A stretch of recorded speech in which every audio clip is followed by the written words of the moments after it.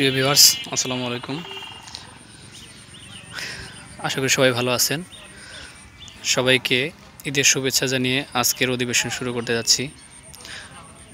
আজকে আমি আপনাদের সাথে কথা বলবো পেঁপের পোকা নিয়ে। তো আমার সামনে যে গাছটি দেখতে পাচ্ছেন, তো এই গাছটার কিছু সমস্যা রয়েছে, সেগুলো নিয়ে আমি আপনাদের সাথে পূর্বে আলোচনা করেছি।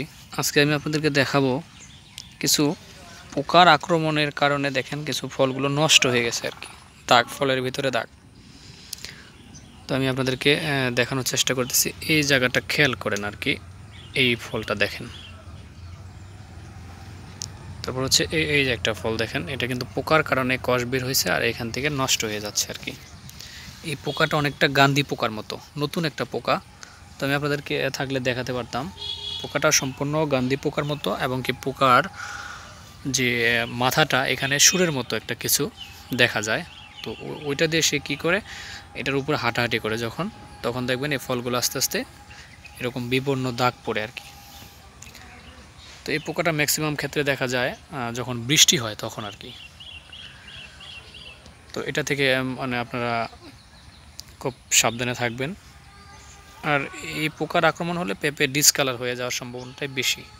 সো এই কারণে আপনারা এটার জন্য যে ট্রিটমেন্টটা করবেন সেটা হচ্ছে প্রোক্লেম। আমি আবারও বলছি, এই পোকার জন্য আপনারা ব্যবহার করবেন প্রোক্লেম।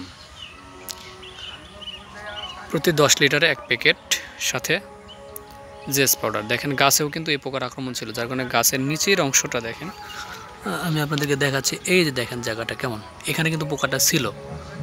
বৃষ্টির কারণে হয়তো এটা চলে গেছে, নয়তো আমি আপনাদের দেখাতে পারতাম।